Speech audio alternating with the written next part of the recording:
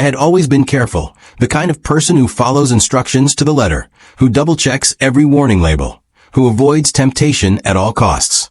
When the flyer appeared in my mailbox, claiming that if you followed certain rules precisely, you could avoid a terrible fate that had befallen so many, I didn't scoff. I read it thoroughly. Do not answer the door after midnight. Do not look in mirrors during the hours of 3 to 4 a.m.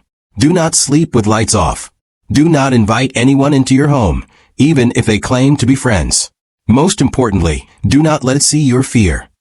I pinned the note above my desk and followed each rule with the meticulousness of a surgeon preparing for an operation. Nights passed quietly, and for a while, I believed I was safe. Then it began subtly.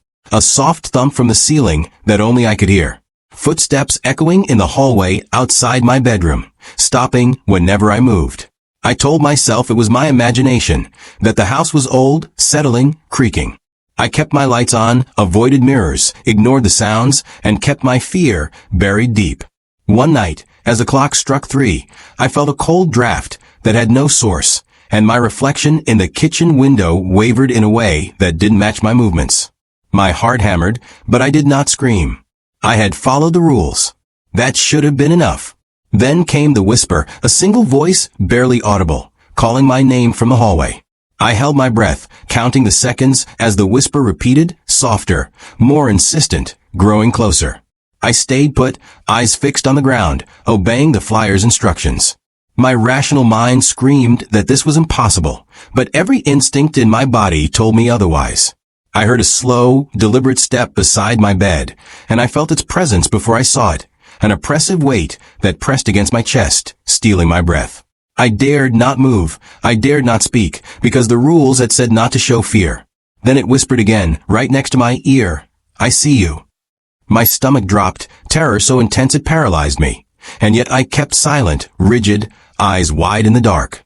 The room felt smaller, the shadows longer, and the air thickened until I could barely breathe.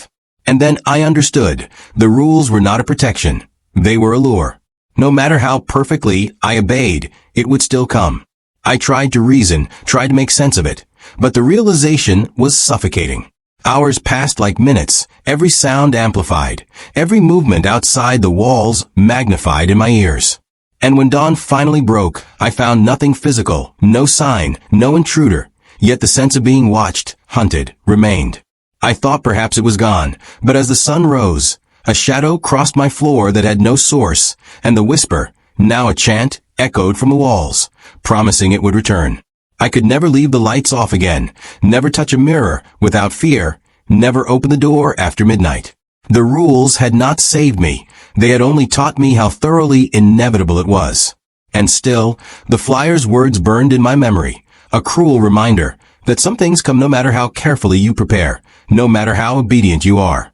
That night, and every night afterward, I lay awake, heart pounding, waiting, knowing that despite my precautions, despite my fearlessness, it would always come.